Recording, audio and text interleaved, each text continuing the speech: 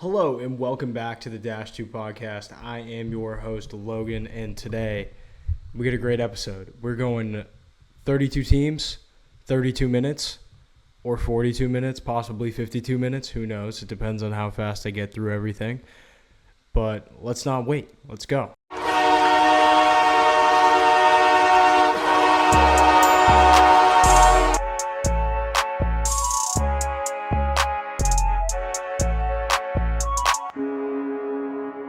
My dedication, all over the place. I want to do this every week, but doing it by myself is a bit of a force. I won't lie to you. And then asking other people to do it is also a force. It's currently 11:26 on a Monday night. That's just kind of how we do it. My AC just shit the bed. I have one AC in my entire house. It just shit the bed. So that's going to be a rough night of sleep. It is also 80 degrees in my house. So we're just getting fucked on all fronts possible. So we're going to go 32 teams alphabetically. Just quick little touches. We're not going to go super in depth unless I choose to on certain teams, which I'm sure I will. Starting off alphabetically, of course, we're going to go with the lovely Anaheim Ducks. So really the question at this point is, are they going to be able to take the jump and become a legit team? The only additions that we have for this offseason is bringing in the corpse of Brian Dumoulin and Robbie Fabry on his last ACL. Not really needle-moving moves, in my opinion. I think the only way that this team's really going to get better is if they can trade some of the youth to get like a well-established veteran. This would have been a really fun Stamkos spot if he would have considered it. As far as like roster-wise, I mean, they're very young. Cutter's coming up. Troy Terry's still pretty young. Zegras, obviously. You got Mac T. That guy's a fucking animal. Zellweger on the back end. Pavel Minchikov, another back-end guy. They have potential. I mean, they showed it at the beginning of last year. They were on an absolute run at the beginning of the season, and they started to fall off, which is to be expected of all young teams. It's a little hard to stay consistent. But Zegras doesn't really have a place at this point, especially with being injured last season. Production was very low, very minimal. I think the move for Verbeek is to trade him away. Get some sort of older player that can help. Like even like an Alex Tuck in Buffalo, that would be pretty fun. But then Buffalo would have like another top 6 skilled center that they don't need. So that's a dilemma. But I'm sure somebody is willing to take a swing at him. Maybe if you send him to Montreal, you could get like a Brendan Gallagher, who's, obviously not as good as he once was, but he's a good locker room guy, good culture guy, leadership guy. And then maybe a couple prospects from there. So you're kind of just like swapping off. Then Zegras could be with his boyfriend, Cole Caulfield, up in Montreal and hopefully bring them back to the playoffs. We're going to go to Boston now. That Ullmark trade fucking sucks. Like now that we're about 2 months, month and a half from it, it's not better in any way. I still feel like they left something on the table. Honestly, they probably would have been better off just holding on to him till the trade deadline this year. Although, there would have been cap issues with trying to figure out who to sign. But as I said, it is 11:30. But the trade was just mid. You get a 25th overall pick, which shout out Dean Letourneau. That's pretty sick. I love me a nice 6'7" Tage comp. But just the first round pick for Ullmark straight up, and then like, what do we get? We got Korpisalo. I don't think that that's a needle moving move either, especially with him making $3 million sunk cost. Zadorov and Lindholm, we'll see. I think both of them are overpays, but it's whatever. Still waiting on Swayman to get signed, so I'm sure he's going to get that $8 million contract at some point. His agent is Marner's agent, and Nylander's agent. They kind of take everything that's on the table. So, he's probably looking to take up the rest of the cap space. But they still need a top 6 forward, and I don't know if they're going to be able to get it. Hopefully, Lysell or Merkulov can take a leap. Buffalo, the McLeod trade. I thought it was interesting. Matthew Savoy is a pretty highly touted prospect. Lit it up in the CHL over the last couple of years, specifically the WHL. Just cooked like 90-point seasons like it's nothing. Trading him straight up for a third liner is certainly a choice. Although McLeod did have a great playoffs, he's very speedy, borderline third line player, probably best suited for your fourth line. But the Sabres needed to make a move like this. They have a ton of Savoys. They got a ton of Savoys in the minors and in the NHL. So they needed to bring in somebody who can play gritty and just know their role and not try and, get more. Jeff Skinner they bought out, which was certainly a choice. $9 million a year. I mean, it was always a bad contract, so I was surprised that they decided to buy it out now. It is important to note he has never played a game in the playoffs, which is certainly impressive. I mean, I don't know how many players in the NHL have played like 900 games and have never made it to the playoffs once, so that's pretty sick. So shout out to you, Jeff Skinner, for just being a underachiever your whole career. They still need to get a nice veteran leader. Kyle Okposo obviously was that, but now they just won a cup, and he's probably going to retire. Maybe he did retire at this point. I don't remember. But they don't have anybody old on this team, especially now that Jurgensen's, the one-time All-Star legend, is now in Tampa. So they have nobody. So they need to go out and get some old fucks and start, making the guys grind out there. Calgary, they're doing a great job. The only thing now is to trade off Kadri, Blake Coleman. Coleman specifically has said that he wants out because he did not sign up to be a part of the rebuild. Unfortunately, I think if you look at the roster, when he signed that deal, he probably could have put together that it was going to be a rebuild, but whatever. Nazem Kadri still has value. I think if he were to go on the Avs today, he would probably pick up right where he left off with them. They sold Markstrom. They sold Mangiapane. I mean, everybody's fair game at this point. If they're willing to move Rasmus Andersson, he's probably one of the most underrated defensemen in the NHL. I don't think anybody talks about him nearly as much as they should. If you have fantasy and you get to like third, fourth round, and Rasmus Andersson still available, he's a great defenseman. He scores a lot, plays physical. In my league specifically, I make sure that like defenseman points are worth more, block shots, penalty kill shit. Like I try and fucking bump it up as much as possible to make solid defensemen more valuable. Because I do that, Rasmus Andersson is like an incredible player to have on your fantasy team. The Hurricanes, Neckis has signed. 2 years, 6.8. So that's pretty sick. They still have to sign the ugliest man in hockey, Seth Jarvis. But they have pretty much the same remaining cap space, about like $7 million left. So I'm sure he's probably going to take up that remaining cap. I think that they should probably go for a bridge deal with him. I mean, Neckis is 2 years, obviously. I'm sure he'll end up being a free agent in 2 years' time. But Jarvis is definitely a more important player, plays with the top dogs, gets the big minutes. So they definitely got to make sure that they sign him. I do think it's a little weird that they didn't trade him, especially with how this roster is constructed at this point. Like they lost Pesci, Brady Shea, Stefan Nosen, Teravainen, Jake Gensel, and then replace that with Shane Gostisbehere, Tyson Yost, I'm pretty sure is his name, Sean Walker, William Carrier, from the Golden Knights, and then Jack Roslovic. Like all of these guys are okay, but not needle movers, and especially don't fill. None of those guys are a Teravainen, especially not a Gensel, a Pesci, or a Brady Shea. Like none of those guys are the same or even same level. So we'll see. We'll see how Rod the Bod does fresh off the extension. They're never going to fire him, so that certainly helps their case.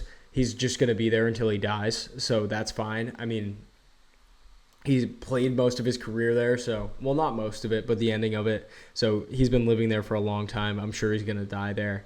That's kind of how I pick up on it. Blackhawks, they are fully erect for Connor Bedard. They brought back Teravainen, one of those terrible trades from when Scotty Bowman was in charge. Brought in Tyler Bertuzzi, skilled protection for the little man in 98. Alec Martinez, great veteran presence. Shout out 2014 Kings overtime winner for the Stanley Cup, one of the greatest sellies of all time. TJ Brody getting brought in, veteran from the Maple Leafs. Brought in Fat Pat and Craig Smith. So the Bruins outcasts on this team. We got Taylor Hall, Nick Foligno, Fat Pat, and Craig Smith. Just unbelievable, bringing everybody in. Good veteran leaders, though, so I like that move. That team was so shit last year that bringing in all these guys, I'm sure they're going to be better. The Avs, you are in cap hell. I don't know what to do with you. You got $3 million. You got to find 2 middle six guys. You got Landeskog on fucking IR. Val, the sniffer, is still out with his cocaine addiction. So once he gets back, you don't even have the cap space to put him on the roster. So you guys are going to have to do a hell of a lot of cap circumvention. I don't even know how you managed to do that. So good luck to the Colorado Avalanche. Mike moves there, and then the whole team goes to shit. So shout out to you. And he even killed the Nuggets. So bro's batting 1,000 with killing franchises. The Columbus Blue Jackets. We got Sean Monahan, Johnny Gaudreau. They're back in action. The bromance has returned from those who remember the Calgary days. So that's pretty cool, I guess. He got overpaid. I think he was making like $5 million. 100% not worth that. They're going to trade Patrick Laine, hopefully. As we all know, a whole lot of hype, a whole lot of promise, but nothing has ever been delivered from him. Besides his first season, he was great. And then there was that 1 year that he scored like 30 goals in 2 months and then didn't score again for the rest of the season. So just trade him, retain salary. You don't need it. My main word of advice for Columbus is to just suck as much penis as humanly possible. You need to be awful. Dallas. We're getting back at it. We're going to get back on that horse. We're going to climb that horse. We're going to fucking eat that horse. Matt Duchene, welcome back. Matt Dumba, welcome to the team. The greatest name in hockey, Ilya Lyubushkin, welcome to the fucking squad. We got Maverick Bourque, all-time hockey name, and Logan Stankoven. They're back. They're playing the full season next year. Joe Pavelski has died for their sins, but hopefully this will result in a Stanley Cup for the Dallas Victory Green Stars. Detroit, I'm so sick and tired of saying this every year, but like, what the fuck? What is going on? The Yzer plan, I don't even know if it's a plan at this point. I think he's just throwing shit at a wall. Currently, the Yzer plan is just bringing back together all of the New York Rangers' mistakes from their failed cup run 2 years ago. They have now brought in Kane. So Patrick Kane's there. Vlad Tarasenko's there. They brought in Gustafsson. They have Tyler Mott on the roster. They have Andrew Kopp on the roster. And then they were trying to get Trouba. So that's like they were going to get 5 players from a team that couldn't make it past the second round. So that was certainly a choice. I don't know what Yzerman's doing. He still has to sign Mo. He still has to sign Razor. He traded off Gritty Boy to San Jose for literally nothing. And they still don't have a goalie. Like, signing Cam Talbot's great. Cam Talbot's like a short-term solution. He does a decent job for each season, but you don't really keep him around. They have plenty of assets and young players. Why wouldn't you throw a bone at the Bruins to see if you could, grab Ullmark off of it? I mean, you have the cap space for a $5 million goalie. So that's a weird move to me that you wouldn't even ask about it. I mean, how many fucking prospects do they have? On top of that, how many first-round picks do they have? So, I don't know. Edmonton, they were cooking with no GM, but then they brought in the rape assister in Stan Bowman, I believe. Yeah. And, without a GM, they got Connor Brown re-signed, Corey Perry re-signed, Matthias Janmark re-signed, Adam Henrique re-signed, got Jeff Skinner, got Victor Arvidsson. So they're loaded up front. I mean, defensively, their defense is pretty set from last season. Like, nobody really left. I think, who left? There was one dude who ended up signing with the Canucks. Whatever. We'll do that in the breakdown. They're poised for a McDavid revenge tour. McDavid got married last week. So there's that. Maybe he'll have like a fucking honeymoon of a season. I don't know what the fuck that means, but I said it. So shout out to you, Connor. Congrats. Your girlfriend forgave you for that one time that you cheated on her in public. But who can blame her? You make $12 million plus whatever you make sponsorships-wise, and you have a gigantic house. And I'm sure the wrench isn't too bad either. So good on you. Florida, what the fuck happened? Montour's gone. Ekman-Larsson's gone. Mahura's gone. The defensive depth is gone. You kept Reinhart. You kept Verhaeghe. So that's good. You have those guys. Vlad left, but that was like a rental anyway, so it's not a big deal. I think you guys are going to be considerably worse next year, but at least you got the cup. That's all that really matters. That's the important part, is as long as you have the Stanley Cup in your possession, it wasn't a loss. So whatever. Everybody can go away now. That's pretty sick. What else do we got? We got LA. What the fuck? What are you doing? So you trade off Alex Iafallo and Gabe Vilardi. Gabe Vilardi absolutely snaps in Winnipeg. Iafallo didn't do as good, but he's still a solid player. Nice third-line center. Trade both of those guys in Rasmus Kupari for PLD. Sign PLD to a 8-year, maybe it was 6 years. It was either 8x6 or 8x8, one of the two. And then he plays like shit. You guys have to scratch him. You tell him, you coach him up. You're like, dude, hey, man, we're paying you a lot. You fucking suck. We need something out of you. And then you, instead of buying him out, where you only have to pay him $2 million for the next 6 years, you trade him to Washington for the Darcy Kemper, who makes $5 million for the next 2 years. So, more money short term. But I think it probably would have been better if they just went after somebody in free agency. What if they went after Gensel in free agency? That would have been sick. Because then they would have had the money from buying out PLD. They could have just paid him instead. But whatever. I'm not a GM. I just talk about this shit. They also signed UNH legend Warren Fogle off a pretty decent playoffs. Joel Edmondson, But I don't know. I think they're shit. Minnesota. One more year of cap hell. The ghost of Ryan Suter and Zach Parise are still haunting them. They really can't do anything in free agency, but they did throw an absolute bag at Brock Faber, which is well-deserved because that kid's a stud. He probably should have won the Calder, in my opinion. But anyways, he got a nice 8x8 contract.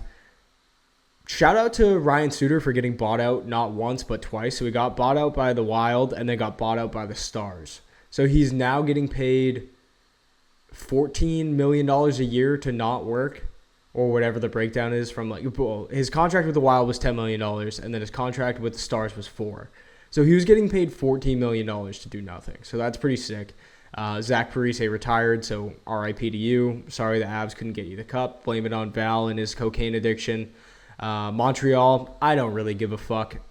Lane Hudson and Demidov, that's pretty sick. If Demidov can come over this season, that's going to be big time. Lane Hudson this year, probably my Calder pick already.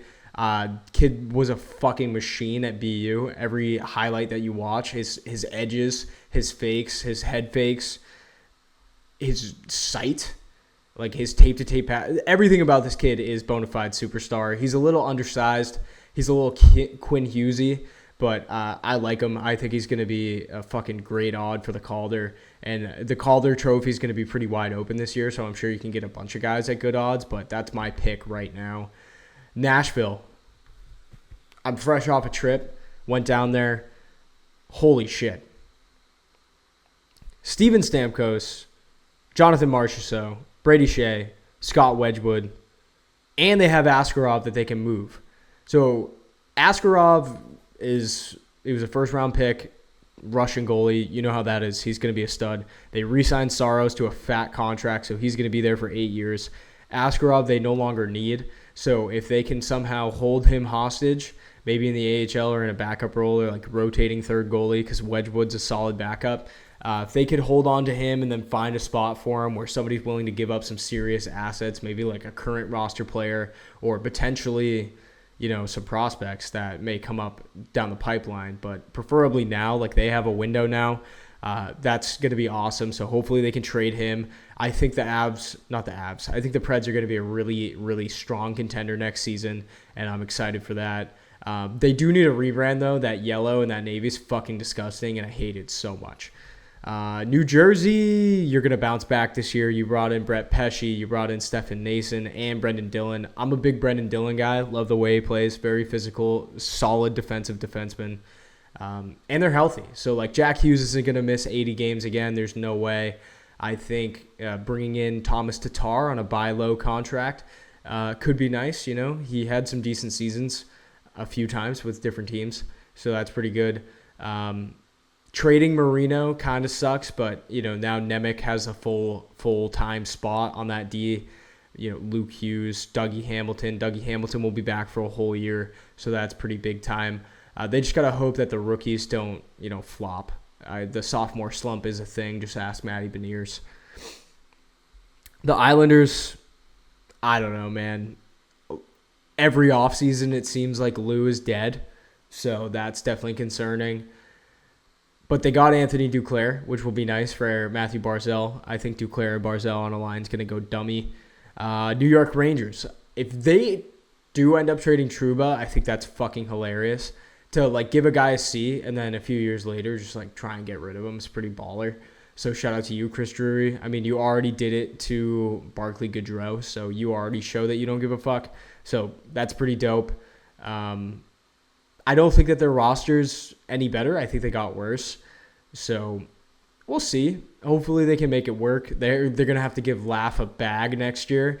And if they don't win the cup next year, I think their window's over. Ottawa, give it to the trade deadline and then see where you're at. Chikrin being traded was a great move. He didn't ever fit in there, even though it was his hometown, and it was a rough roster. I don't know the word. The rough roster fit, I guess.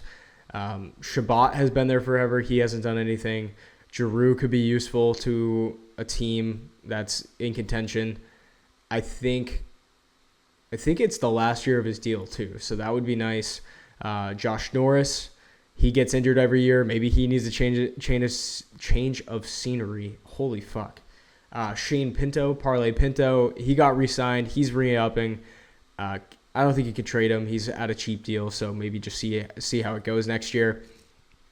Drake Batherson, I'm sure a whole lot of teams will want him. His deal's almost up as well. And then Artem Zub. He's a good player. And they got to switch some things up. I don't know. I'm just looking at people that can move. I think Olmark is a great starting point, but we're going to have to see where this goes. Philly, just a bunch of depth moves. I mean, there's not much that you can expect from this roster, especially Torts. Like, he doesn't really like bringing in anybody in free agency, so it is what it is. Then we got Michkov coming in, which is pretty big time, just convincing the Russian to come over and start bolstering the roster when they need some excitement. That's going to be dope. I'm sure he's probably the odds-on Calder favorite because he's Bedard level of hype, so we'll see. Pittsburgh, I mean, Crosby's going to re-sign for like 8x8, but you're bringing in Matt Grzelcyk, Anthony Beauvillier, trading out Riley Smith, bringing in the wrong Sebastian Aho. Like, I don't know what you guys are going to do. I think that you're a pathetic franchise. I think Dubas is going to keep you like right on that cusp of being good. You're going to contend for playoff spots, but you're never going to contend for a cup. So that's where you're at. You're going to be the Boston Red Sox of the NHL, which is what your owner group wants. They're mediocrity all across the board. Just to ask Liverpool, the Red Sox the last couple of years. Now they're just knocking on the door and killing any hope. So shout out to you. San Jose, we got Macklin in, we got Will Smith in. That's going to be an exciting 1-2 punch down the middle for them. Convincing them to come and play for them instead of going back to college when they both were set on going back to college is a great move by Mike Greer. So shout out. Will Smith also wearing number 2 as a forward. That is the worst thing I've ever seen in my life. Bringing in Manchester Monarch legend Tyler Toffoli and Alex Wenberg to play with Macklin and Will Smith. Great moves like that. I think Fabian Zetterlund is going to have a real pop next year because he's playing with Macklin and Will. Not like point per game or anything, but I think he'll probably be closer to 60 points than he's been before. Seattle brought in Montour. Now you got puck-moving defensemen on line 1 and line 2, or pairing 1, pairing 2. So you got Vince Dunn and Montour slinging the puck around. Great guys to lead a power play unit, so I like that. Chandler Stevenson is not a great signing. I don't think that he's going to be that great outside of Vegas, but that move alone solidifies like Seattle thinks that having a lot of guys is good. Like being the team that's got 4 second lines is going to help you in some capacity. I don't think it's going to do anything. Time will tell. Sorry. St. Louis, I got nothing for you. I don't know. R.I.P. Torrey Krug. That's all I got to say. Tampa. Whoa. Letting Stammer walk when all he wanted was $4 million was certainly a choice. I think that is a crazy move for the culture of your team and not going to be one that helps the team in the short term. I think that you're probably going to see a nice little slump this year from them due to like not having the leadership that they're used to. Hedman will be a great captain, I'm sure, but that was certainly a choice. Sending off Sergachev after he breaks his leg, also a douchebag move, but Utah, that's exciting. I like that. Tanner Jeannot solidifies that it was one of the worst trades of all time. He is now with the Los Angeles Kings. Cam Atkinson, Zemgus Jizz Stains. Who knows? I don't know if that's the move either. It's certainly a choice. Gensel, 8 years, $9 million. We'll see. I'm assuming that he's probably going to be able to recreate the production just because, going from Crosby to Aho to Point is pretty solid. So he's a nice complimentary player. I think he'll probably get close to 90 points next year. So that's good. Toronto. Are we really going to do this again? Tanev and OEL, great starts on the back end. I liked it. I was like, we're moving, we're cooking, we're doing something. But now we have the same forward group. Like nobody's new. Nobody's moving.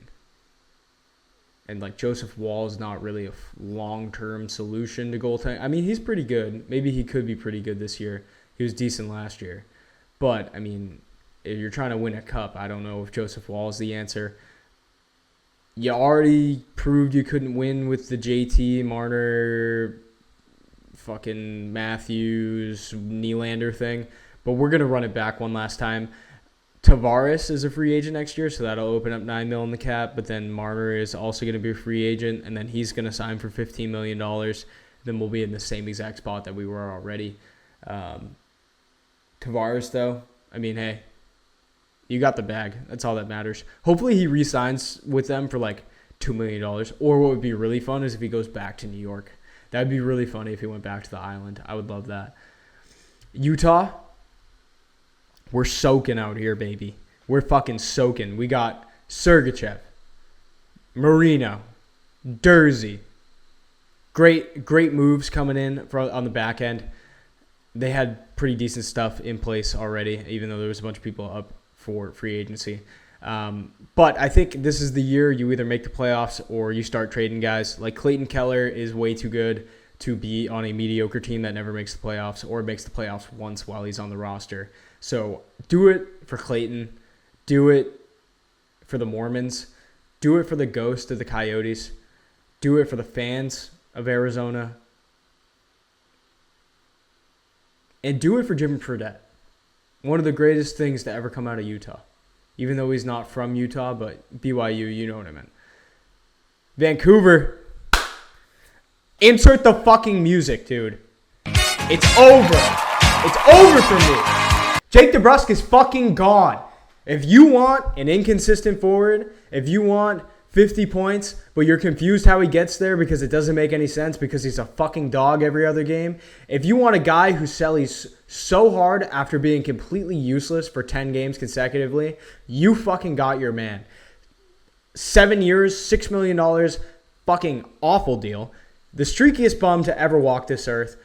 He wears number 74. That is the dustiest shit in the world. Thank fucking God that you took him off our hands. I'm so glad that he will no longer be in Boston. I am fucking so excited. And to all of the people on Twitter that are like, he's a good player, shut the fuck up. I hate you. Your Bruins takes are terrible. I never want to see you again. I hate you. They also brought in Manchester Monarch legend Derek Orbert. So shout out.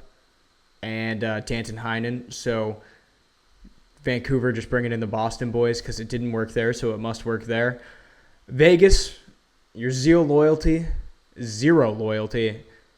fucked you again. Not negotiating with Marchessault, especially when he only signed for it's like $5 million. Certainly a choice. I think you probably could have kept him. Olofsson, though, do like that move. I would have loved for the Bruins to pick him up on whatever they got him for. I think it was like 1 by 1.5.